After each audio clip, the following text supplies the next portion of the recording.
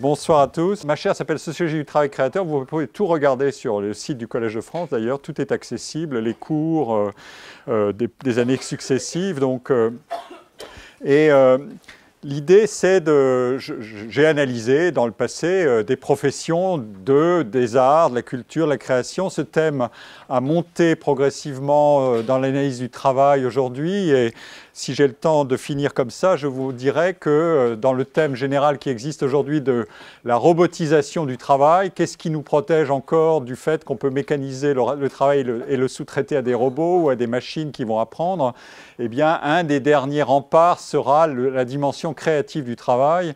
L'imagination est un muscle, la créativité probablement aussi, et il s'agit de savoir qu'est-ce qui est dans le travail, quels sont les ressorts qui permettent de s'évader de la routine, de la répétition. Si c'est routinier, une machine le fera à votre place. Ça, c'est clair et net. Si ça n'est pas routinier, qu'est-ce que ça veut dire au juste? Alors, comment est-ce qu'on peut analyser ça?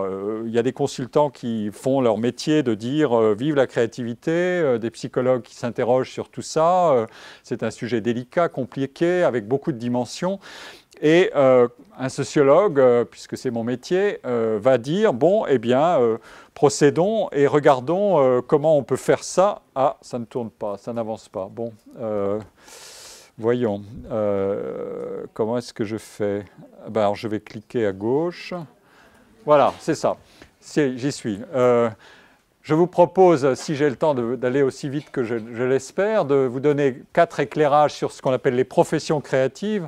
Avec des données statistiques, une intrigue. Il faut que vous soyez un peu suspendu à mes lèvres en disant mais qu'est-ce qui va nous expliquer exactement? Donc il faut construire le puzzle et puis ensuite dire que c'est aussi une forme d'économie politique qui s'appelle aujourd'hui créatif et quel est le périmètre de ces professions. Ça ne va pas de soi, c'est des choses qui changent, qui bougent. Ensuite on examine ce que veut dire la dimension créative du travail pour permettre d'y inclure ou non des gens. Et je vais examiner ça en détail. Et puis rebondir ensuite à une question plus générale. Qu'est-ce que c'est que la dimension créative dans le travail en général et plus en particulier dans certaines professions? Et j'en viendrai à un certain nombre de modèles qui rêvent d'émanciper le travail, de lui conserver uniquement sa dimension d'accomplissement, sa dimension positive. Le travail a toujours deux qualités ou deux valeurs qui sont très contradictoires ou très opposées l'une à l'autre. La première valeur, c'est la routine, c'est la pénibilité, c'est le fait de devoir aller travailler pour gagner sa vie, ou comme disait Marx, je crois, perdre sa vie à la gagner. Et donc ça, c'est la dimension négative du travail, c'est ce qu'on appelle en économie une désutilité. Et l'autre dimension, qui a aussi été mise en avant par des grands auteurs, d'Aristote à aujourd'hui, c'est la dimension, les individus, s'ils ne travaillent pas, s'ils n'agissent pas, ne savent même pas de quoi ils sont capables. Et donc, mais pour qu'ils agissent et en quelque sorte bénéficient de cet effet de révélation sur leurs propres qualités, leurs propres compétences et leur propre capacité de faire quelque chose plutôt que rien, encore faut-il qu'ils soient dans des situations de travail qui permettent d'extraire d'eux-mêmes ces qualités. Et donc c'est une vieille affaire, et quelles sont ces situations, quels sont les environnements de travail, et comment peut-on les qualifier? Beaucoup de gens ont tourné autour de ces questions-là, et j'essaierai de résoudre là encore le mystère de cette approche.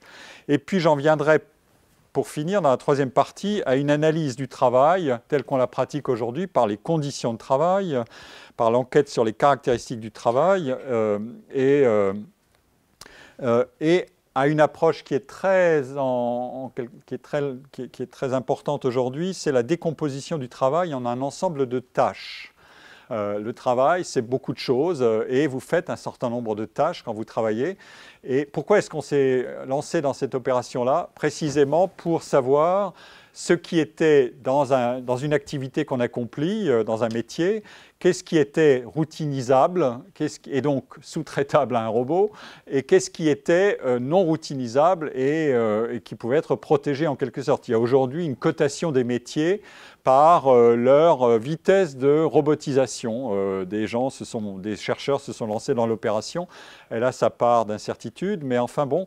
Mais il est vrai aussi qu'il y a d'autre part une polarisation du marché du travail. On observe, quand on analyse les situations d'emploi et les revenus, on observe une sorte de dépression au centre. Et les deux extrêmes sont bien protégés, des emplois peu qualifiés mais non robotisables, ou qualifiés mais faiblement qualifiés, non robotisables, se situent à un extrême, et des emplois très qualifiés et non robotisables à l'autre extrême. Ils sont supposés être protégés précisément par la dimension créative du travail.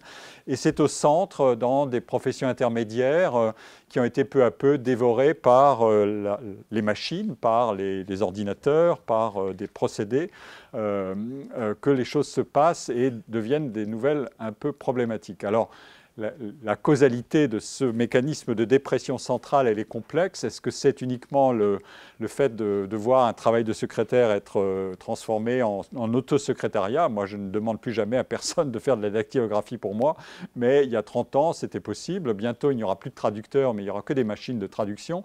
Et vous pouvez énumérer ça à volonté dans l'environnement quotidien de vos expériences, vous le verrez sans arrêt. Il se peut d'ailleurs que la fonction enseignante elle-même, un jour, soit entièrement automatisée, et soit par un système de transmission électronique de quelques cours clés qui sont mondialement diffusés, soit par une machine qui fait la synthèse des connaissances. Et vous pouvez contrôler ce que je raconte en tapant sur Wikipédia ou autre pour dire « mais là, il s'est trompé », etc. Donc il y a des machines qui sont déjà en train de surveiller la partie... Cela pour dire que la partie enseignement dans une activité comme la mienne, c'est la partie qui a, comme on dit, une distribution normale, c'est-à-dire que tout le monde, une fois qu'il a acquis les connaissances, sait à peu près les transmettre. Et si c'est tout le monde qui sait les transmettre, un jour ou l'autre, ce sera les robots qui les transmettront. Bon, mais la partie recherche, j'espère que les robots ne vont pas venir nous empiéter notre terrain trop vite. Voilà l'exercice. Alors maintenant, on va entrer dans le détail. Alors, je prends une série d'extraits de travaux que j'ai regardés.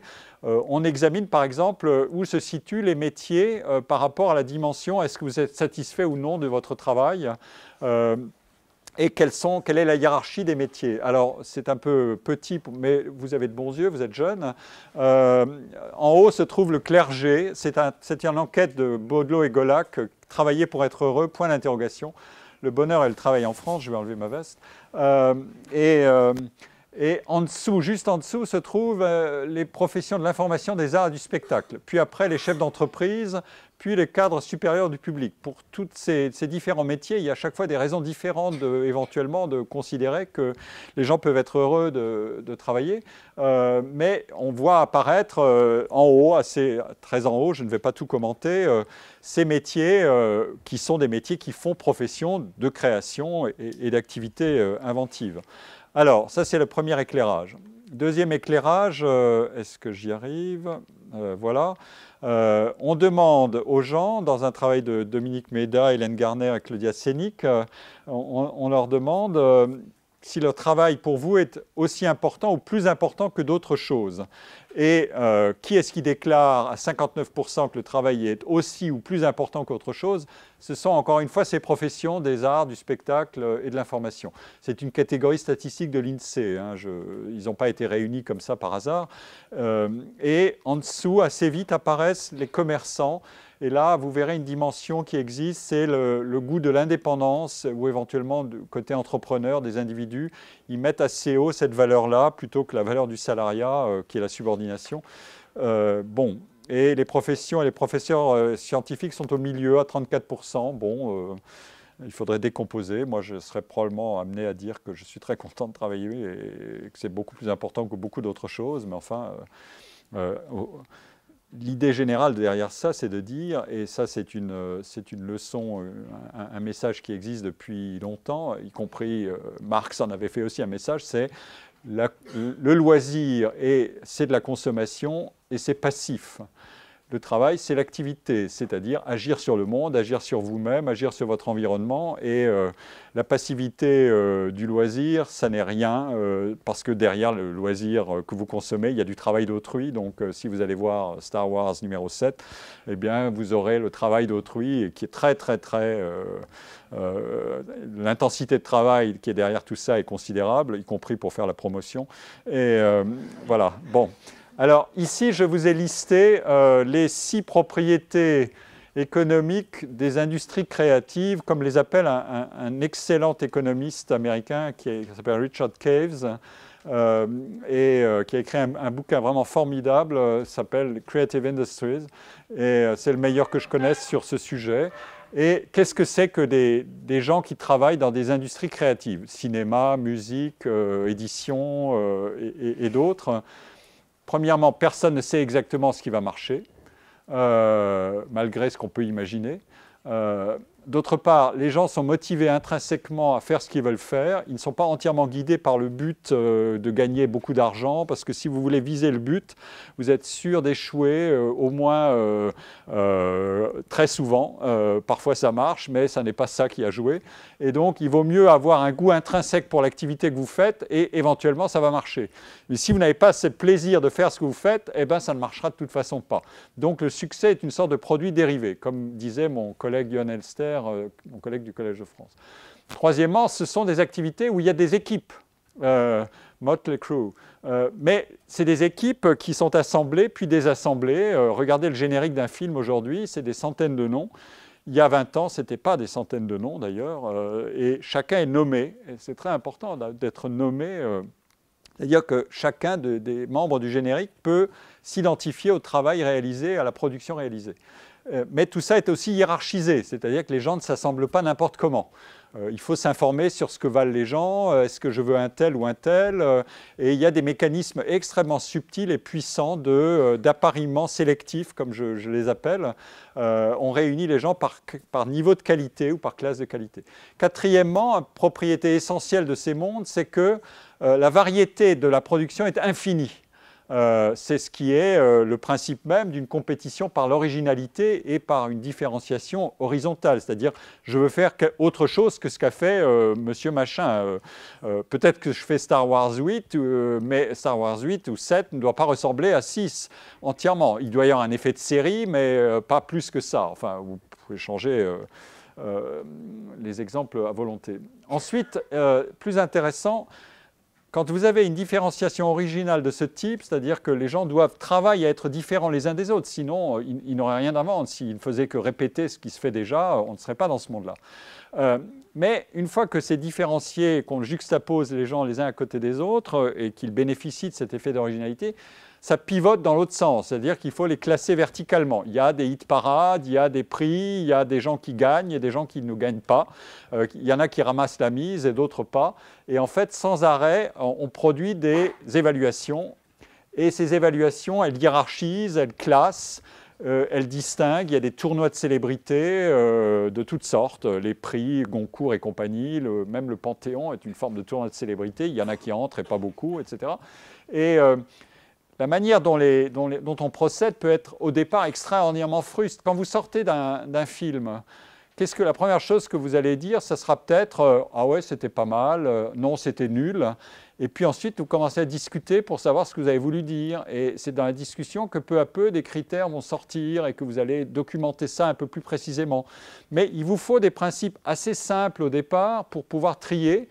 Et puis ensuite, ça va augmenter. Puis plus vous êtes cultivé, plus vous allez faire de comparaisons, etc. etc. Et puis le dernier principe, et ça c'est une qualité exceptionnelle du travail dans ce genre d'activité, c'est que les œuvres peuvent durer éternellement. Il y a des œuvres qui traversent le temps, une peinture, un roman, etc. Il y a très très peu de produits du travail humain qui durent très longtemps. La plupart du temps, un travail est absorbé par une technologie qui fait mieux qu'avant, un produit est obsolète, ou alors je l'ai consommé et il est dans mon corps, il est transformé, etc., etc. Il y a quelques éléments de travail qui durent très longtemps. un résultat de mathématiques génial, une découverte majeure dont on connaît le nom de l'auteur, etc. Et des œuvres dans des musées, dans des répertoires de musique, etc., etc. Moi, quand j'ai regardé ça, c'est la colonne de droite, je sens que je déborderai, que je ne pourrais pas aller au bout de l'exposé, mais je fais autant que je peux. J'ai examiné ça du point de vue du sociologue, et qu'est-ce que j'ai vu? J'ai vu, comme mon collègue Caves, j'ai publié un article en 89 qui a été ensuite transformé en un article de l'Annual Review of Sociology, et juste à ce moment-là, un collègue m'a signalé que le bouquin de Richard Caves était en cours de rédaction, et j'ai donc écrit à Richard Caves qui m'a envoyé son manuscrit dans les 2 jours qui ont suivi, donc j'ai compris que le monde avait changé parce que j'avais pu lui envoyer un mail et il avait pu faire fonctionner FedEx pour que j'aie le document 2 jours après. Bon, et je voyais qu'effectivement, il était sur des pistes, mais mon article était déjà fait, donc j'ai intégré sa référence, mais qu'est-ce que j'ai montré? Et puis je l'ai repris dans un livre qui est paru en 2009 et qui est en poche maintenant, qui s'appelle « Le travail créateur ». Il y a une incertitude endogène, c'est-à-dire le travail est intéressant si vous ne savez pas au départ exactement ce qui va arriver au bout. Si vous savez exactement ce qui va arriver au bout, eh ben, vous le confiez à un robot qui fera le truc. Vous lui dites « Coco, je veux que tu arrives à ça et débrouille-toi, fais comme tu peux, mais je veux ce résultat-là. » Et donc, ça n'est plus vous vous pouvez le sous-traiter à qui vous voulez, un robot ou quelqu'un d'autre, mais ça veut dire que c'est intrinsèquement routinier. Si vous n'êtes pas sûr du résultat, ça veut dire que vous pouvez le changer, ce résultat, en cours de route. Et c'est une des choses formidables quand on va voir des œuvres. Si on a la documentation de la production de l'œuvre, on peut voir que les artistes ont fait quantité d'essais, ils ont choisi tel chemin, puis après tout d'un coup ils se sont dit « Ah ben non, ça ne va pas », donc il y a une esquisse qui est abandonnée. Picasso, pour faire Les Demoiselles d'Avignon, qui est un tableau auquel il a apporté une importance énorme, il a fait 500 travaux préparatoires. Bon, vous voyez un peu le genre. Et je viens d'étudier pour m'amuser un cas d'un compositeur qui a révisé une des œuvres qu'il avait écrites, une symphonie, et qui s'appelle Bruckner, le compositeur en question. C'est un auteur essentiellement de symphonie. Et de la version numéro 1 à la version numéro 2, il y a 1000 feuillets qui contiennent des transformations, des documentations. Donc ça veut dire qu'il ne sait pas jusqu'où il va, il retarde le moment de décider que l'œuvre va être fixée. Et dans le cas de Bruckner, il était tellement compliqué qu'à un moment donné, ses étudiants ont dit « ça suffit, on s'en occupe et on va finir les choses à notre manière ». Et donc, il a perdu le contrôle sur le processus. C'est très intéressant à regarder. Bon, deuxième chose, et l'incertitude exogène ou stratégique, ça veut dire le succès ne dépend pas de vous. Vous pouvez avoir passé des années sur une œuvre et puis ça ne vaut rien. Le public ne s'y intéresse pas, les critiques pensent que c'est nul, etc., etc. Alors qu'une œuvre peut avoir été composée en 3 minutes sur un coin de table et puis voilà qu'on dit c'est génial, etc. Il n'y a pas de corrélation entre la quantité et la qualité. C'est compliqué cette histoire-là. Quand vous êtes dans le métier que je fais, il y a des moments où vous avez des idées qui sortent, vous ne savez pas d'où elles sortent, et tout d'un coup, vous êtes acharné pendant des heures sur un problème, et tout d'un coup, ça vient et craque. Alors, qu'est-ce qui s'est passé? On a des modèles pour ça. Dans ma leçon inaugurale, j'ai raconté ces affaires-là, et je vais y revenir dans un livre à venir. Et le public, lui, il fait ses affaires à lui. Et peu importe que vous ayez galéré sur un projet, lui, ce qui l'intéresse, c'est le résultat. Et le résultat, il le met en concurrence avec le résultat de bien d'autres gens qui ont travaillé aussi. Des artistes sont en concurrence les uns avec les autres, les scientifiques, etc., etc. Dans ces métiers d'invention. On bénéficie d'un monde considérable de gens qui entrent dans ces mondes et qui cherchent à y faire carrière. Et le public, il trie là-dedans et il sélectionne, peut-être parfois de manière arbitraire et malheureuse, mais c'est sa liberté à lui. Deuxièmement, il y a une très grande individualisation des carrières. Une carrière ne ressemble pas à une autre parce qu'on travaille au projet. Le travail au projet, c'est enchaîner un projet et un autre. C'est extrêmement gratifiant parce que vous avez moins de routine que si vous êtes tous les jours au bureau, voilà, dans un cadre de travail fixe. C'est plus gratifiant, mais c'est aussi plus risqué parce que si ce projet se termine, est-ce que vous en aurez un deuxième? Les intermittents du spectacle, dont j'ai analysé le système de travail très soigneusement, mais avec beaucoup de données statistiques, et c'est très intéressant à faire, ils ont besoin de se dire, pendant que je suis entre deux projets, qu'est-ce qui va prendre en charge le temps que je trouve du nouveau boulot. Et en l'occurrence, c'est le système d'assurance chômage. Mais ça n'est pas vrai ailleurs, dans d'autres mondes, à l'étranger ou dans d'autres mondes professionnels en France, où on travaille en freelance, mais on n'a pas ce genre de protection. Quatrièmement, c'est un système où les gens se concentrent. C'est ce qu'on appelle une économie d'agglomération. On se concentre dans des grandes métropoles et il y a un bénéfice à s'agglomérer, à se concentrer dans des métropoles plutôt qu'à se disperser un peu partout. Voilà. Quel est le bénéfice? C'est qu'il y a plus d'idées. Les gens échangent davantage et un des principes numéro 1 de ces activités, c'est de passer son temps à échanger des idées avec d'autres, à tester ses idées sur d'autres, à regarder. Deuxième principe, c'est trouver des ressources. Quand vous travaillez au projet, il vous faut assembler des ressources que vous allez réunir et puis après c'est fini, un film, il vous faut des techniciens, etc. Où sont-ils? Il vous faut un producteur, des banques qui vont mettre de l'argent, etc., etc. Donc toutes ces ressources, si elles sont concentrées dans un espace donné, ça vous facilite grandement le travail. Et même avec Internet et tout ce que vous voulez, aujourd'hui, on ne dématérialise pas tout. Il faut que les gens se connaissent. On peut signer un contrat qui vaut des milliards avec une poignée de main. C'est quand même pas banal. Bon, ça veut dire qu'on fait confiance à la personne parce qu'on la connaît, qu'on l'a vue, qu'on connaît sa réputation, etc., etc. Et donc tout ça agit sur le principe d'agglomération, de concentration spatiale. Cinquième principe, c'est il y a une tension qui est extraordinaire dans ces mondes, c'est qu'on veut garder les choses. Comme j'ai dit, les œuvres ont une durée de vie qui peut être très longue. Et en même temps, on passe son temps à vouloir détruire pour créer. L'innovation par destruction ou la création par destruction, ça, on connaît dans ces mondes-là, c'est essentiel. Donc, cette affaire-là est très présente parce que d'une certaine manière, le passé peut peser sur le présent. La sixième dimension, elle est très intéressante aussi à analyser. J'en ai fait un argument que j'ai beaucoup examiné dans le détail. Quand vous faites un travail, vous avez deux types de rémunération. Vous avez une rémunération en argent, en espèces, et vous avez une autre rémunération qui est le plaisir à exercer le travail ou le déplaisir à exercer le travail. Le plaisir, ça s'ajoute, et le déplaisir, ça s'enlève. Adam Smith avait déjà écrit ça dans Richesse des Nations en 1776. Il analysait les dimensions monétaires et non monétaires du travail. Et c'est très important à comprendre parce que ça permet d'expliquer, par exemple, que quelqu'un qui gagne peu d'argent mais qui reste dans une activité, il doit bien y trouver quelque chose, s'il n'est pas contraint strictement par l'état du marché de l'emploi, etc., etc. Si c'est quelqu'un de très qualifié qui accepte de galérer un certain temps et tout en étant mal rémunéré, c'est qu'il espère peut-être que les choses vont décoller et que d'autre part, il préfère ça à faire autre chose. Ou alors, il est fou. On peut être irrationnel et complètement être habité par un rêve, mais quand ça dure plusieurs années, quand vous avez un environnement, éventuellement vous êtes dans un couple, etc., etc., il faut que vous ayez un comportement qui puisse se comprendre. Cette histoire est intéressante parce qu'elle donne à des activités qui ont l'air irrationnelles leur rationalité. C'est-à-dire que les gens sont obligés de se comporter d'une certaine manière. Et comprenez bien ce que ça veut dire. Ça veut dire que quand vous êtes devant des projets, il y a des projets qui vont vous rapporter beaucoup d'argent, mais qui sont casse-pieds.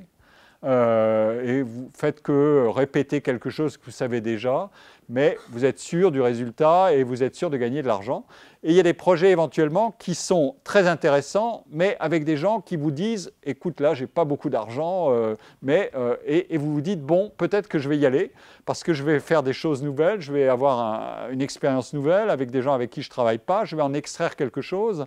Et donc, je vais arbitrer entre la dimension non monétaire et la dimension monétaire. Je vais diminuer le monétaire, je vais augmenter le non monétaire. » Et donc, ça veut dire que les gens agissent comme ça. Et quand on fait l'analyse formelle avec des données, on trouve ça. On trouve les gens qui équilibrent leur situation de travail en disant « j'ai besoin d'avoir des choses qui sont assez stables, où je sais que je me procure une certaine sécurité, et j'ai besoin d'apprendre sans arrêt des choses nouvelles, sinon mon métier je vais être dépassé. J'aurai des compétences qui deviendront obsolètes, etc., etc. Et puis d'autres vont me dépasser, et je ne bénéficierai pas d'un environnement qui pourrait me signaler des projets plus intéressants. » Et donc, sans arrêt, ils font ce genre de calcul. C'est pareil, dans mon métier, c'est exactement le même principe. Vous êtes connu pour quelque chose, mais au bout d'un moment, vous en avez marre de faire ce quelque chose. Vous dites, c'est intéressant si je vais ailleurs. Mais cet ailleurs, il est un peu risqué. Donc, peut-être qu'au départ, je vais galérer, je vais dire, ça ne va pas marcher, je risque de me tromper, etc. etc. Donc, je subirai peut-être un coup en termes de réputation. On va se dire, ah, mais qu'est-ce qu'il fait? Oh non, on l'a perdu de vue, il est sous les radars. Et on ne sait plus ce qu'il fait exactement. Et puis, mais c'est comme ça que c'est intéressant. Et donc, je fais moi-même un arbitrage pour regarder. Et enfin, le dernier point important, c'est de dire, dans ces métiers, les facteurs de la réussite sont beaucoup plus indéterminés que dans beaucoup d'autres professions supérieures. Et ça, c'est un point qui est intéressant à analyser en détail parce que ça veut dire que les gens ne peuvent pas anticiper au départ s'ils vont réussir ou non. Dans des métiers à forte dimension créative, vous ne savez pas si vous allez réussir ou non au départ. Et donc, vous allez avoir toutes sortes de comportements pour vous tester. Donc, beaucoup de gens y entrent en se disant « je verrai bien ». Ça explique par exemple pourquoi la formation initiale explique moins de choses sur les chances de réussite dans ces métiers que dans d'autres métiers. Parce que la réussite dans ces métiers ne dépend pas de la qualité de la formation initiale. La formation initiale vous procure peut-être un avantage, mais qui dure très peu de temps. C'est en fait autre chose qui joue, c'est l'expérience qu'on accumule pendant qu'on travaille. Et ça, c'est une valeur clé, c'est que dans ces métiers à dimension créative, vous apprenez en même temps que vous travaillez. Vous ne pouvez surtout pas séparer les deux. Si vous faites un raisonnement un peu simple, vous allez dire « j'apprends des tas de choses et après, dans mon travail, je vais les appliquer ». Ce raisonnement, il ne marche plus aujourd'hui. Ce raisonnement, pour beaucoup de métiers, et a fortiori, quand les robots sont à la porte et disent « je vais faire le boulot ». Ce raisonnement, il faut le changer, il faut dire « dans mon travail, si mon travail a de la valeur, c'est parce qu'il va me procurer des occasions d'apprendre encore plus ». Et de lutter premièrement contre l'obsolescence des connaissances que j'avais acquises, parce qu'au bout de 10 ans, celui qui arrive sur le marché du travail, qui est plus jeune que vous, sait le faire beaucoup mieux que vous. Et donc, bon, vous devriez être en quelque sorte évincé. Donc, ça veut dire que vous devez maximiser le potentiel formateur de votre travail. C'est ça qui est essentiel. Et ces métiers-là sont exactement configurés comme ça. L'obsession des gens, c'est de ne surtout pas épuiser ce potentiel formateur, c'est de le renouveler sans arrêt, c'est d'accepter des projets où ils prennent des risques, où ils apprennent quelque chose de nouveau, un rôle qu'on n'a jamais joué, un terrain de recherche qu'on ne connaît pas bien et sur lequel on va voir, on risque de déloger des rentiers de ce terrain de recherche, mais il faut apprendre, collaborer avec des gens, la collaboration est un inducteur d'apprentissage extraordinaire. Les scientifiques aujourd'hui, on a développé une science du travail d'équipe. Comment bien collaborer, comment choisir les gens avec qui on travaille, comment mesurer, comment améliorer les choses, etc., etc. Tout ça est essentiel et c'est parce que autrui, dans ces métiers-là, c'est à la fois un concurrent éventuellement, mais aussi une richesse. C'est quelqu'un qui va vous apporter quelque chose. Et penser à autrui comme une richesse, c'est le b.a.-ba du fait que la seule ressource inépuisable, c'est l'intelligence. Mais personne ne la détient en totalité. Elle est distribuée dans toutes les têtes. Et les têtes gagnent à interagir pour échanger de la connaissance et pour augmenter la connaissance par l'interaction. C'est bien pour ça qu'on revient à l'économie d'agglomération que j'ai évoquée tout à l'heure. Alors voilà, j'ai été un peu long, mais peut-être que j'ai dit un certain nombre de choses que je vais retrouver ultérieurement. Donc je vais regarder ce que ça donne ensuite. Pour vous donner une démonstration de ce que j'ai dit, on fait l'analyse des gains, des revenus d'activité dans les professions culturelles. Et on regarde ce qu'on sort. Et on voit que, par exemple, la formation n'explique pas grand-chose, que, en revanche, la résidence joue beaucoup. Ceux qui habitent à Paris et dans la région parisienne, ça a un impact très fort sur les revenus, beaucoup plus fort que pour les autres professions qui sont à droite. La quantité de travail elle est reliée au gain jusqu'à un certain point. Quand vous travaillez très peu, de toute façon, vous avez peu de chances de gagner de l'argent. Mais le travail n'est pas fixé d'avance. Vous le procurez au fur et à mesure. Au-delà d'une certaine quantité, ça ne joue plus. Les femmes, dans ces métiers-là, sont moins bien loties que les hommes. Mais la variable n'est pas extraordinairement significative, c'est-à-dire qu'il y a beaucoup d'hétérogénéité interne.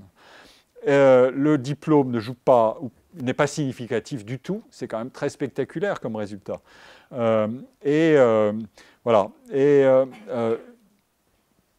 Quand on regarde, ici on a une analyse de la dispersion du niveau de vie, donc on prend les ménages et on regarde le niveau de vie des ménages dans les professions culturelles et dans l'ensemble des emplois. Et vous avez en ordonnée, vous avez le niveau de vie moyen des gens et en abscisse la dispersion, c'est-à-dire quel est l'écart entre ceux qui gagnent beaucoup et ceux qui gagnent peu. Et où est-ce que vous situez les professions en question? Il y a plus de dispersion, donc on les trouve plus à droite qu'au centre, sauf pour les techniciens et les métiers d'archivage. La catégorie des professions culturelles comprend aussi ces métiers-là, mais dès qu'on est sur les auteurs, les littéraires ou les journalistes dans l'édition, on va vers la droite. Ceux qui tirent complètement vers la droite, c'est les commerçants, et en haut, ce sont les professions libérales et les chefs d'entreprise. Donc, quand on est en haut à droite, ça veut dire qu'on a les deux. On a à la fois des revenus très élevés et des revenus très dispersés. Il y a des entrepreneurs qui ne gagnent pas grand-chose, et il y a des entrepreneurs qui gagnent des fortunes. C'est donc des mondes de très grande dispersion. Et les artistes se situent, ils tirent le mouvement vers la droite, donc il y a beaucoup d'inégalités dans ces mondes-là. Et donc, c'est des mondes étranges parce qu'ils sont aussi très fortement orientés idéologiquement vers la gauche. Donc ils veulent un monde meilleur, mais quand on regarde leur monde à eux, il est extraordinairement inégalitaire. Et ça, c'est comment ils se débrouillent avec ça. Je ne vais pas tout détailler, mais voilà. Alors, autre manière de représenter les choses, et ça c'est une équation assez redoutable. Ici, vous avez une analyse de la courbe de concentration des revenus des différents métiers. Si tout le monde gagnait à peu près la même chose, la courbe, ça serait la diagonale. C'est-à-dire que vous avez le pourcentage de gens et la masse salariale. En bas, vous avez le pourcentage des individus, et vous allez de 0 à 100% des individus. Et en haut, vous avez la masse salariale totale, de 0 à 100.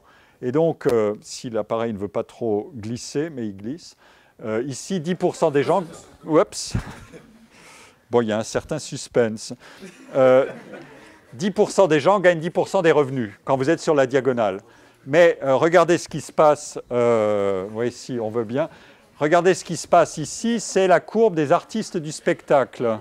Regardez, 80% des individus ne raflent que 30% des revenus. Ça veut dire que les 20% restants raflent 70% ou 75% des revenus. C'est exactement ça, la mesure de l'inégalité dans ces métiers. Et à la place des revenus, si vous mettez ma rémunération à moi dans mon métier, c'est-à-dire les citations du travail, c'est exactement la même chose. 80% des citations du travail scientifique sont obtenues par 20% des scientifiques. C'est assez redoutable. C'est ce qu'on appelle une inégalité parétienne. Et donc ça veut dire que quand on entre dans ces métiers, on sait d'avant, on devrait savoir qu'on a une chance sur 5 d'être du bon côté de la courbe et 4 chances sur 5 de ne pas être du bon côté. Alors après, on se débrouille pour ajuster ses anticipations et ses espoirs à une autre définition de ce que j'espère. Et on peut qualifier les inégalités dans d'autres termes. Ça, c'est une représentation très brutale des inégalités. Vous pouvez aussi dire ce que j'estime désirable, c'est ce que je pense être désirable en fonction d'un certain groupe de référence. Mon but à moi, c'est pas forcément d'être Spielberg, mais de me comparer à X ou Y. Ni Spielberg, ni Orson Welles, ni François Truffaut, vous prenez qui vous voulez, mais je vais choisir la personne à qui je vais me comparer. Et ça va relâcher un peu la pression sur l'inégalité en question. Bon, après... Alors, j'en viens maintenant à cette question de... Peut-être que je vais commenter les données parce que c'est une manière de vous représenter le raisonnement. Ces professions attirent beaucoup l'attention. Alors, le statisticien va dire, mais qui sont-ils au juste? Et là, il y a une bataille, une sorte d'économie politique de la dénomination. Et ça, c'est un document qui est tiré d'un travail d'un groupe de consultants, je crois que c'était Ernst & Young, qui ont dit voilà ce que pèse la culture en France. Et le plaisir, évidemment, d'une boîte de consultants qui travaille, et en l'occurrence, elle travaille pour le ministère de la Culture, c'était de dire, en gros, la culture, c'est un Eldorado, c'est la nouvelle frontière de la richesse du pays. Et donc, on va agréger toutes sortes de sommes, d'emplois, de création de richesses, et ça va nous faire le compte. Et donc, on va dire, la culture, c'est beaucoup plus que l'industrie automobile ou l'industrie chimique, etc., etc. Mais quand on fait ça, on mélange beaucoup d'éléments.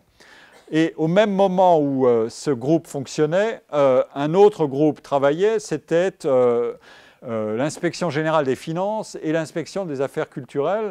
Bon, c'est donc le service public, la haute expertise du service public, et eux, ils ne voyaient pas du tout la même chose. Et ils ont procédé tout à fait autrement. Et vous voyez à droite comment on fait. On peut dire que ces métiers sont faits d'un noyau dur, qui sont les activités spécifiquement culturelles, et ensuite un noyau, enfin une enveloppe qui est les activités indirectement culturelles, et au bout du compte, à l'extérieur, les activités qui contribuent au rayonnement culturel. Tout ça veut dire qu'à un moment donné, dans un pays, on dit le monde des activités créatives a une importance stratégique. Ça a été lancé en Australie en 1990. En Australie en 1990, le Premier ministre de l'époque, qui était un travailliste, a dit nous avons une nation créative. Et il a fabriqué des indicateurs, il a agrégé des populations de professionnels entre eux en disant ils ont tous quelque chose en commun, c'est la nature créative de leur travail.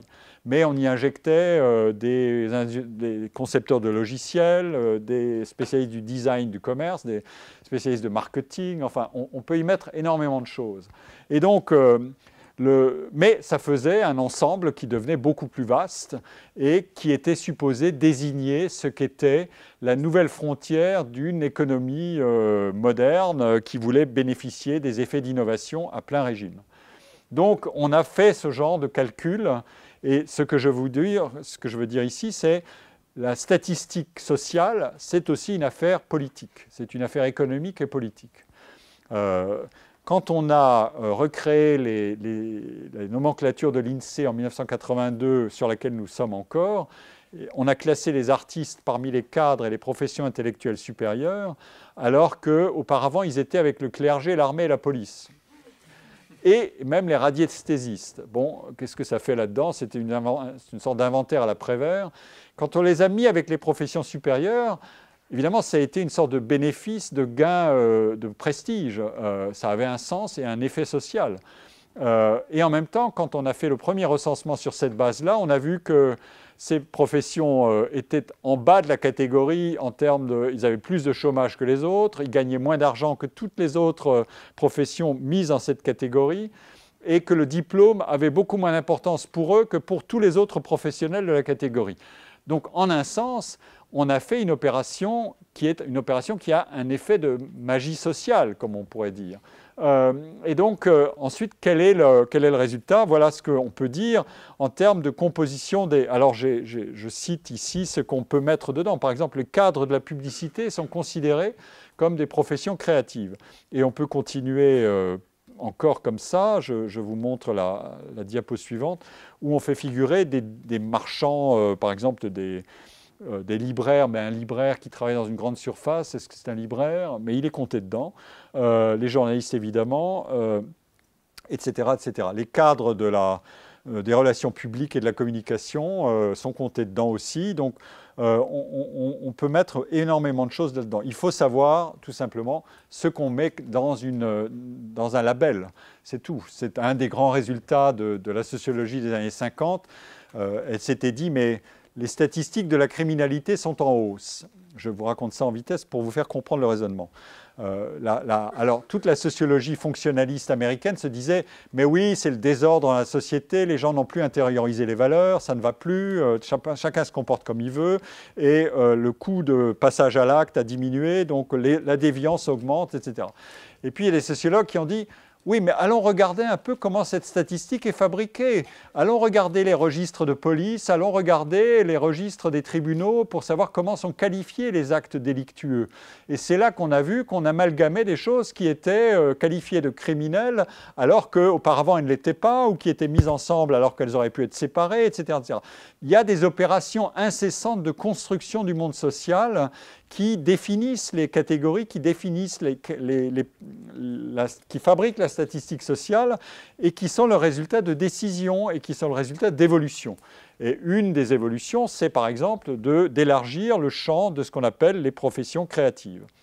Alors, je ne vais pas détailler davantage sur les métiers, une fois on peut les étudier. Je vous ai déjà donné des résultats sur les recherches qu'on peut faire sur les revenus. Et ici, vous avez une analyse du fait que les grandes villes, comme je l'ai dit tout à l'heure, donc ce que je vous raconte, c'est basé sur des chiffres, les grandes villes concentrent plus que proportionnellement des métiers à forte teneur en créativité. Et ici, on a par exemple le fait que c'est les grandes villes américaines, les grandes métropoles américaines, la catégorie Arts, Design, Entertainment, Sports and Media, concentre dans les très grandes villes de plus de 3,5 millions d'habitants 1,87, le coefficient est de 1,87, ça veut dire que c'est 1,87 supérieur à ce que ça serait si c'était distribué normalement. Oui, je sais que vous vous inquiétez beaucoup de l'ordinateur, et David encore plus, mais bon. Et donc c'est convergent, et ici c'est le même principe. Une fois qu'on décompose par grande ville, Los Angeles arrive très haut avec New York.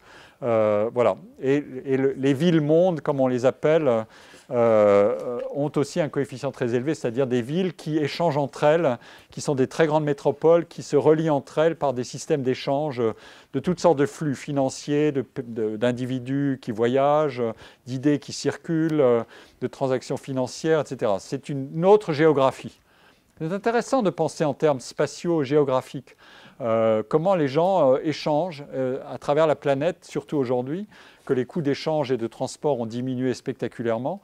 Eh bien, il y a des villes qui concentrent plus que proportionnellement à leur taille cette catégorie-là de professionnels. Et donc, c'est une manière de documenter cet argument. Alors, cet argument qui est de dire où est-ce que je vais trouver la créativité? J'ai dit que j'allais la trouver dans des professions, mais je voulais savoir comment ces professions sont définies. Et je vais les trouver dans des agglomérations. Il faut savoir pourquoi. Donc, je vous ai dit pourquoi. Et maintenant, je vais m'intéresser, dans les minutes qui viennent, au problème de, oui, mais qu'est-ce qui est au fond à chercher dans ces métiers, dans le travail de ces gens-là? Qu'est-ce que c'est que la valeur du travail de ces gens-là? Il y a deux idées qui peuvent être mises en avant. Il y a l'idée qu'on acquiert des capacités qui ne sont valables que pour ces métiers-là. Mais l'autre idée, c'est de dire, si on examine ces métiers, on va peut-être en extraire quelque chose qui pourrait s'appliquer à tous les métiers. Et c'est le rêve de certains chercheurs. Alors, je vous ai cité ici j'ai fait la liste des arguments de deux livres. Un livre de Richard Sennett qui s'appelle ce que c'est la main, c'est S-A-I-T, savoir, la culture de l'artisanat, en anglais c'est The Craftsman, et un livre qui a fait un certain bruit aussi, qui est de Matthew Crawford, qui s'appelle Éloge du carburateur. Crawford, c'est un ingénieur ou un chercheur en sciences physiques qui a échoué à avoir un poste dans l'université américaine et qui s'est transformé en réparateur de motocyclettes dans une petite commune perdue au milieu des États-Unis, et qui a raconté son histoire. Et les deux auteurs cherchent au fond à dire la chose suivante. C'est un célèbre problème qui a été énoncé à maintes reprises, et Marx tourne autour de ça aussi, c'est on peut penser les choses de deux façons. Soit on dit, dans ces métiers-là, les gens ont des talents particuliers, peut-être qu'ils ne les connaissent pas d'avance, mais le travail de spécialisation va permettre de les augmenter et de les développer. Ou alors on va dire, chacun a des qualités à peu près équivalentes aux autres. C'est parce qu'il y a une division du travail que les individus sont forcés, en quelque sorte, de concentrer leur attention sur certaines des qualités qu'ils détiennent, de les développer celles-là et pas d'autres, et qui vont finir par être dans un métier plutôt qu'un autre. Mais si on raisonne bien, on pourrait dire, avec un autre système qui diminuerait la division du travail ou qui diminuerait l'intensité de compétition entre les individus, chacun pourrait avoir la chance de développer beaucoup de qualités. Et elle ne serait pas distribuée de manière inégale. Autrement dit, il n'y a pas des génies d'un côté et des nuls de l'autre. Il y a des gens qui se ressemblent beaucoup plus qu'ils ne sont différents en termes de potentiel.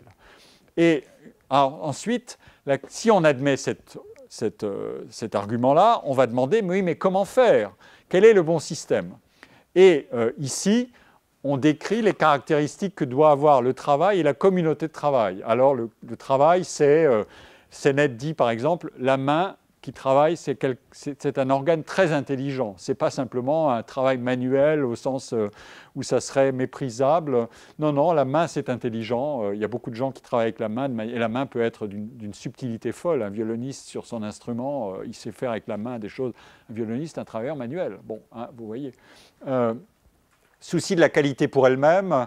La capacité d'expérimenter, donc d'accepter l'erreur, c'est un point essentiel pour se perfectionner. L'erreur est une chose à laquelle on doit être extraordinairement tolérant, parce que sans erreur, on n'apprend rien. Bon, tout ça est vrai. Hein. Bon.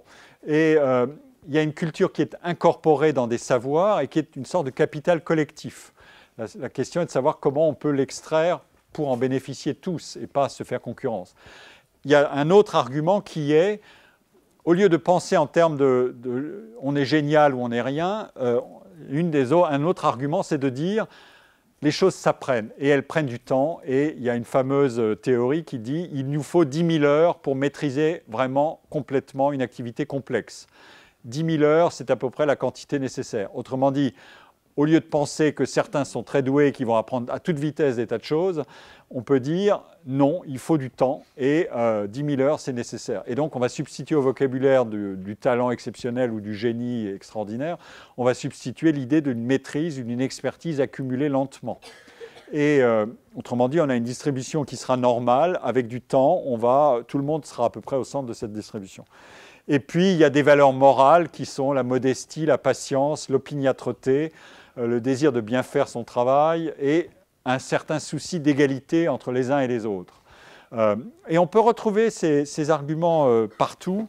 Je ne vais pas détailler l'autre partie du tableau, mais l'idée générale, c'est de dire ça, ce sont des valeurs qu'on doit apprendre à contrôler et elles sont mieux extraites des individus et mieux mises en valeur et mieux mises en œuvre si le travail se réalise dans une communauté. Et donc, c'est l'idée que les communautés sont les bonnes dimensions pour que les gens apprennent à réaliser un travail avec ces qualités-là et à ne pas se faire concurrence. C'est comme ça que l'éloge du carburateur, c'est le thème complet de ça, c'est « Vivons mieux si nous vivons dans des petites communautés ». Bon, le bout de l'argument, c'est que, évidemment, si vous dites « oui, mais dans des grandes villes, on n'est pas dans les petites communautés », alors qu'est-ce que vous faites? Ça veut dire que vous n'expliquez que la moitié d'une situation. Donc cet argument-là qui est présent dans ces textes, il extrait un problème et il pousse le raisonnement jusqu'au bout en contenant un certain nombre de vérités, mais il ne peut pas tout expliquer, parce que avec ces qualités-là, vous pouvez aussi peut-être vous développer dans des mondes qui ne sont pas des petites communautés. L'explication de cette défaillance du raisonnement, c'est que on veut travailler à un monde meilleur, et le monde meilleur est idéalisé. C'est généralement dans ce genre d'écrit, c'est l'artisanat comme une réalité merveilleuse, mais quand on regarde comment fonctionne l'artisanat, ce n'est pas non plus aussi simple. Mais c'est une manière de dire, dans l'idéal, à quoi ressemblerait un monde où on aurait supprimé assez fortement les inégalités. Vous avez vu que dans ces mondes-là, les inégalités sont très élevées, et qu'on aurait conservé en même temps des caractéristiques désirables du travail. Est-ce qu'on peut désolidariser les unes des autres? Ça, c'est le grand problème. Est-ce que la compétition, elle a un effet positif parce qu'elle vous force à extraire de vous-même des choses que vous pouvez extraire dans une situation où vous devez réagir à « bon, un tel a fait ça, est-ce que… » etc.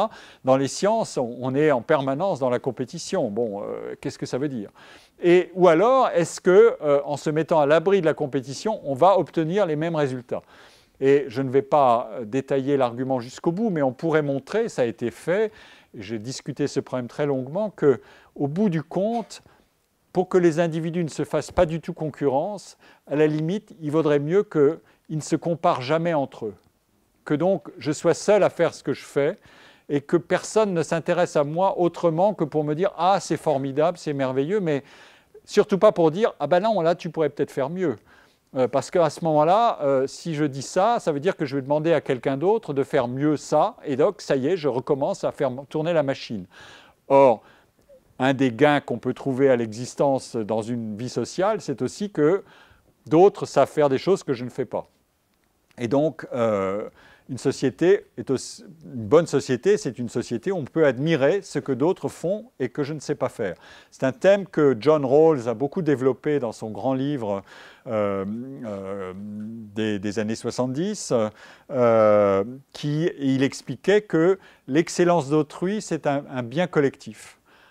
C'est quand on le met en marché et qu'on en extrait des différences de revenus gigantesques que les choses commencent à déraper, mais après tout, si autrui sait faire quelque chose que je ne sais pas faire, je peux être heureux de cette différence et je peux me dire, je me réjouis qu'autrui sache courir le 100 mètres en 9 secondes 57 et pas moi, parce que c'est une forme de réalisation de l'humanité qui peut-être dans d'autres conditions aurait été la mienne si j'avais pu, mais moi-même je suis capable de faire quelque chose que celui ou celle qui aura couru le 100 mètres en 9 secondes quelque chose ne saura pas faire, etc., etc. Donc collectiviser les excellences, c'est un principe intéressant pour éviter le jeu à somme nulle. Le jeu à somme nulle consisterait à dire « Ah oui, un tel, il sait faire ça, donc ce qu'il sait faire et la réputation qu'il a acquise, c'est quelque chose qui a été enlevé à quelqu'un d'autre. Donc c'est une compétition où tout ce qui arriverait de bon à quelqu'un serait autant d'enlevé à quelqu'un d'autre. » Ça, c'est ce qu'on peut appeler un jeu à somme nulle ou de conflit généralisé entre les individus. Dans un monde où vous admirez, vous allez vous dire, si un tel a fait ça et que moi je ne sais pas le faire, si vous étiez dans un raisonnement à somme nulle, ça voudrait dire, ce salaud, il a réussi et quelque chose que moi je ne sais pas faire parce qu'il y a de mauvaises raisons qui font que moi je ne sais pas le faire. Mais dans un jeu à somme positive, vous allez dire, non, il le sait, il le fait, et tant mieux, je vais en bénéficier parce qu'il aura poussé plus loin des choses que je n'aurais pas poussées, pas eu le temps, etc., etc. Mais je ne vais pas automatiquement trouver ça épouvantable. Dans la dernière leçon à laquelle j'ai assisté la semaine dernière de mon collègue Bernard Derrida, qui est un physicien statisticien, il y avait une citation de Jean Rostand qui était merveilleuse, qui disait « Il y a des problèmes qui sont tellement difficiles qu'on peut se réjouir que même quelqu'un d'autre arrive à les résoudre. » Ça, je trouve ça merveilleux. C'est une sorte de résumé de la situation où on se dit « Je sais bien qu'autrui est un concurrent, donc je préférais le réussir moi-même, mais quand c'est vraiment très difficile et qu'il l'a résolu, eh ben j'applaudis, je dis « Bravo, c'est merveilleux ». Et c'est un raisonnement qui est intéressant à développer pour avoir une idée de ce que c'est que l'existence, en tout cas dans ces métiers-là. Bon, je m'approche peu à peu de la fin de mon raisonnement.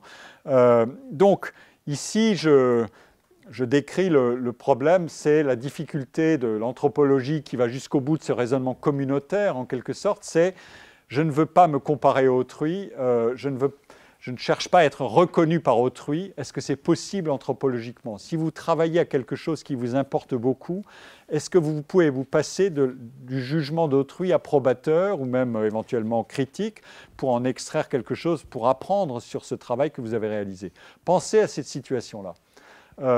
Et donc, en fait, l'argument, c'est est-ce que les qualités des individus sont strictement égales et qu'il n'y a que des conditions sociales qui, leur grille se pose dessus et finissent par créer des inégalités, ou est-ce que les individus peuvent bénéficier de leurs différences dans une bonne société? Voilà le genre de raisonnement qu'on peut mener. Ça veut dire que les individus sont différents les uns des autres et qu'on bénéficie de la différence. Qu'ils soient différents les uns des autres, c'est quand même pas une découverte majeure. Mais ensuite, il faut pouvoir le démontrer et savoir ce qu'on en fait. Je vais passer assez vite là-dessus, mais tout ça se traduit dans le détail de l'analyse des situations ordinaires de travail. Et quand on dégage, il y a des très grandes enquêtes internationales qui sont faites sur les conditions de travail, et une des dimensions qui est étudiée, il y en a 4 principalement dans les enquêtes européennes, c'est risque sur le lieu de travail, temps de travail et équilibre travail hors travail, et les 2 premières, c'est la qualité intrinsèque du travail et la qualité de l'emploi. Qualité de l'emploi, c'est est-ce que je suis en CDD, en CDI, est-ce que j'ai des possibilités d'avancement dans ma carrière, etc. Et ce que j'ai mis en rouge, c'est la première dimension, c'est qualité intrinsèque du travail. C'est tout ce que j'ai déjà évoqué jusqu'ici, mais qu'on va retrouver dans l'univers général du travail, comme une dimension, et pas simplement une spécialisation, mais une dimension générale du travail. Et qu'est-ce que c'est? Autrement dit, qu'est-ce que serait un bon travail pour quelqu'un qui a le moyen d'aménager ses conditions de travail? Eh bien, c'est d'éviter les tâches monotones, de trouver des tâches complexes, mais qui ne soient pas trop stressantes, évidemment, d'avoir une capacité d'apprentissage dans le travail, comme je l'ai dit. Tout ça sont des dimensions qui sont mesurables. L'autonomie est un facteur qui est très désiré. Le travail subordonné, c'est un travail que vous êtes contrôlé et vous cherchez à créer vos marges d'autonomie. Et donc, le problème, c'est de savoir si c'est vous-même qui évaluez votre travail ou pas. Est-ce que vous avez la capacité ou non de choisir vos méthodes de travail, votre rythme de travail? Est-ce que vous pouvez sortir de votre cadre habituel de travail pour aller explorer ou être en contact avec l'extérieur, etc. Et le dernier point qui est essentiel, c'est la dimension relationnelle du travail, le soutien social. Est-ce que j'ai l'aide ou non de mes collègues? Est-ce que j'ai l'aide ou non de gens qui sont mes supérieurs, mes managers, etc. etc. Les milieux artistiques sont des milieux, les milieux de création, mais aussi dans la science, c'est pareil. C'est des milieux qui sont à la fois extrêmement compétitifs et il y a un très fort sentiment aussi de coopération. Parce qu'on sait bien qu'on ne peut pas tout faire tout seul. Et donc, on est sans arrêt prêt à échanger parce qu'on bénéficie de l'échange dans les deux sens. Ce que je donne à autrui, je peux aussi l'obtenir d'autrui. Et donc, il faut jouer avec ça. Et autrui est précisément quelque chose dont on recherche l'interaction avec autrui. Alors, voilà, ce genre d'enquête le montre très bien. Et ensuite, on va explorer et on va regarder ce que sont les tendances dans la dimension créative du travail. Et qu'est-ce que c'est que la dimension créative du travail? On va la décomposer en un certain nombre de choses. Est-ce que je suis capable de résoudre des problèmes que je n'ai pas prévus? Est-ce que j'ai à faire des tâches qui sont complexes ou non? Est-ce que je suis capable d'apprendre des choses nouvelles?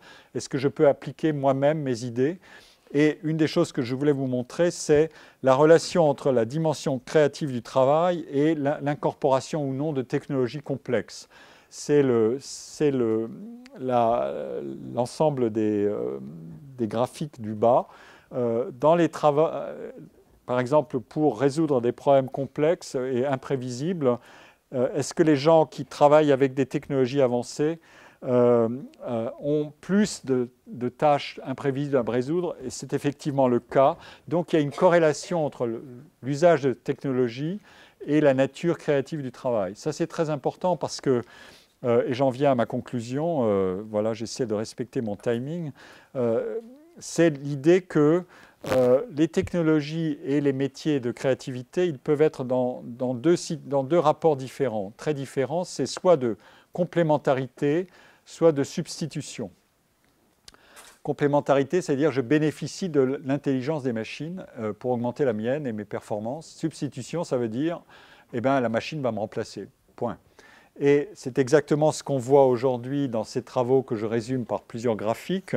C'est la distribution des revenus et le changement qui a eu lieu entre les années 1980 et 2005. Vous voyez que les revenus médians, l'emploi dans les revenus médians a diminué. Et là, il y a un énorme problème.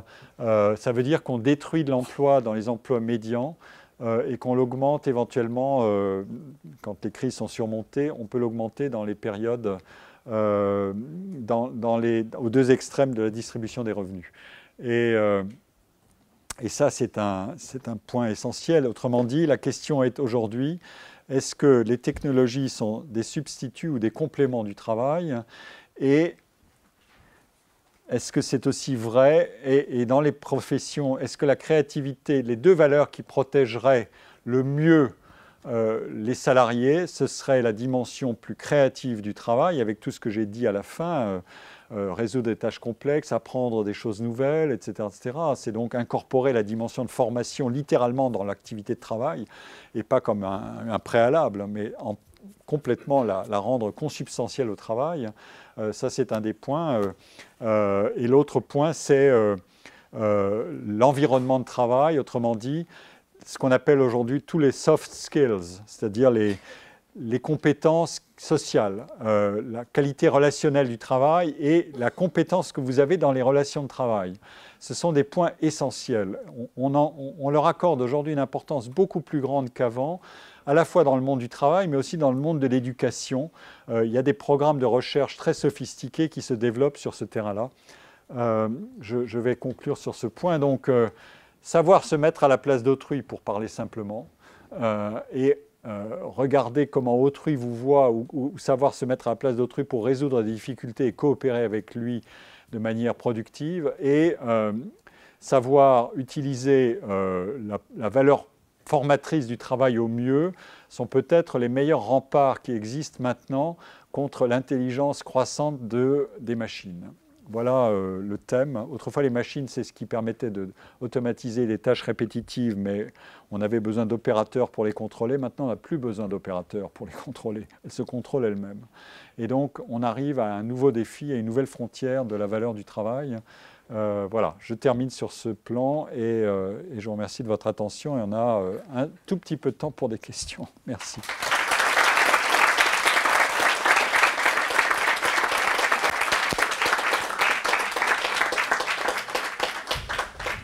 Alors tout d'abord, en fait, c'est une question sur votre parcours, puisque vous avez d'abord entrepris des études de philosophie avant de vous intéresser à la sociologie. Et du coup, quelles sont les connivences que vous pouvez faire entre ces deux disciplines? Et surtout, comment la philosophie a influencé votre réflexion sociologique? Merci. Mais j'ai une réponse là-dessus. D'abord, il a raison, il a raison. La technologie est complémentaire de ses qualités, donc on a compris. Hein. Vous avez vu, hein, c'est la démonstration en acte. Hein. Sinon, la technologie aurait dit « Coco, j'ai plus besoin de toi ». Bon, non, j'ai beaucoup aimé la philosophie. Et la philosophie m'a appris une chose, c'est à ne pas arrêter de me poser des questions sans arrêt sur ce que je suis en train de faire. Quand on écrit un article, et la posture philosophique est littéralement ça, c'est qu'est-ce que je suis en train de démontrer. Mais à chaque page.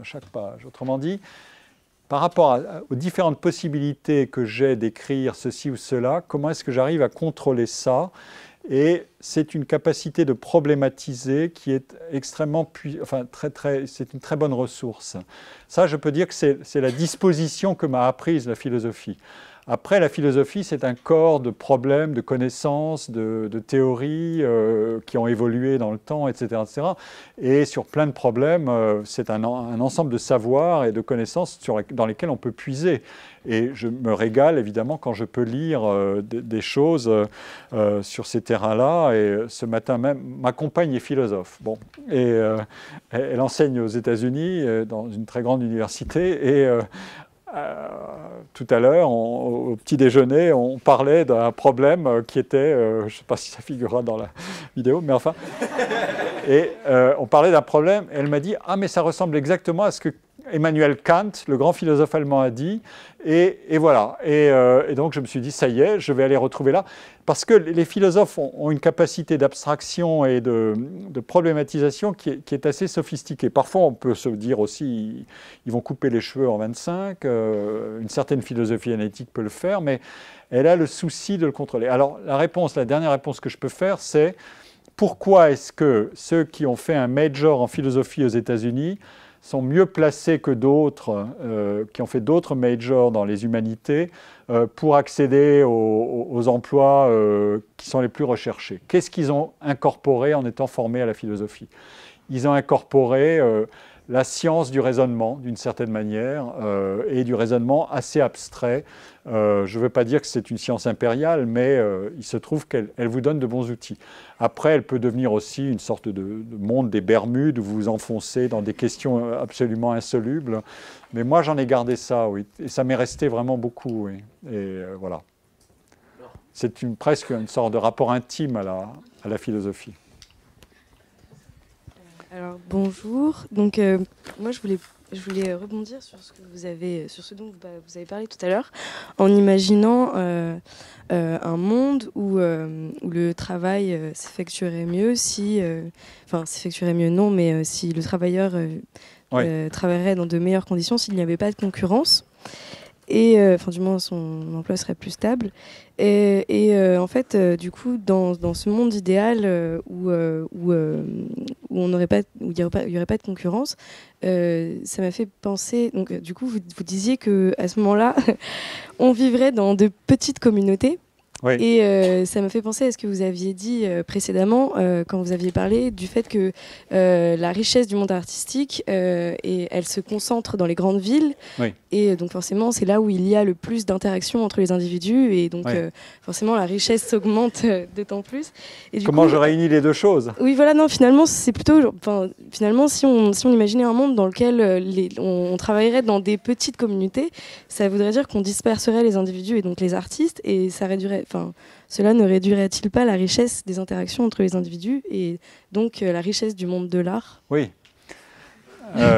Désolée, c'était un peu long, mais c'est une question très spontanée. Oui, mais vous avez raison. Non, il y a une vraie difficulté que devraient résoudre les arguments de ceux qui disent « vive les petites communautés », qui idéaliseraient les petites communautés. On peut capter un certain nombre de choses, et ce qu'on peut en garder, c'est l'idée des gens qui se connaissent bien et qui apprennent à travailler ensemble.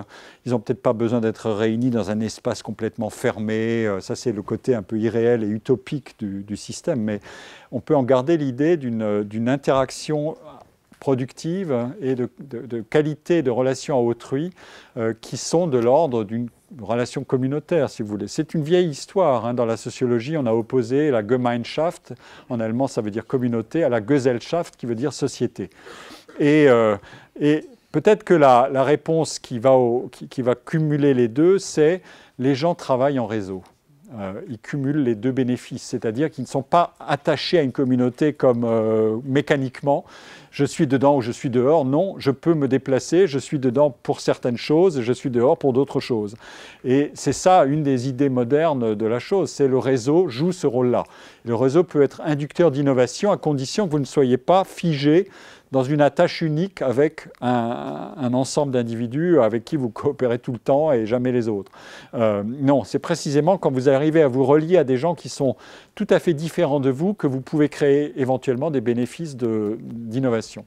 Vous nous avez dit que la créativité devenait de plus en plus importante dans le monde du travail, justement à cause de cette robotisation. Et donc, je me demandais si on allait voir dans les différents secteurs des façons de travailler et une façon de gérer le marché du travail qui se mettrait pas forcément à copier, mais à se rapprocher de plus en plus de ces secteurs du monde de l'art où on a déjà justement cette créativité qui est le plus important. Oui, j'avais écrit un petit livre qui s'appelait « Portrait de l'artiste en travailleur », où j'examinais un peu ces questions de est-ce qu'on a affaire à un modèle qui serait pionnier. Il faut faire attention à ce raisonnement en termes de pionnier. On pourrait dire, d'une certaine manière, l'ubérisation de la société qu'on nous promet, est-ce que ce n'est pas une sorte d'intermittence généralisée ou de travail fragmenté avec ses conséquences de précarisation, évidemment. C'est le grand problème. Vous voulez, les deux valeurs qu'on aimerait réunir sont des valeurs d'autonomie et de sécurité. Quand on regarde les grandes enquêtes internationales sur les qualités désirables du travail, on met toujours en avant deux choses, c'est l'autonomie, l'indépendance d'une certaine manière, et de l'autre côté, oui, mais on veut aussi de la sécurité, parce que on veut savoir à peu près, on ne veut pas réinventer tous les jours son quotidien de travail, et tous les jours, qu'est-ce qu'on va faire le lendemain. C'est trop dur, c'est une charge mentale et d'une charge physique et monétaire qui peut être destructrice, évidemment. Donc, le problème, c'est d'associer les deux. Et il est clair qu'on peut l'associer à partir du moment où on a un certain niveau de qualification, parce qu'au fond, on a deux modèles différents qui se réunissent dans les métiers créatifs. Le marché du travail, vous pouvez le décomposer actuellement en trois catégories. C'est des emplois secondaires extrêmement flexibles et précaires qui sont mal payés, des emplois qui forment la colonne vertébrale de la société salariale et de l'État-providence, qui sont des emplois en CDI, par exemple, dans des entreprises, et ça forme encore près de 85% de la population active. C'est considérable.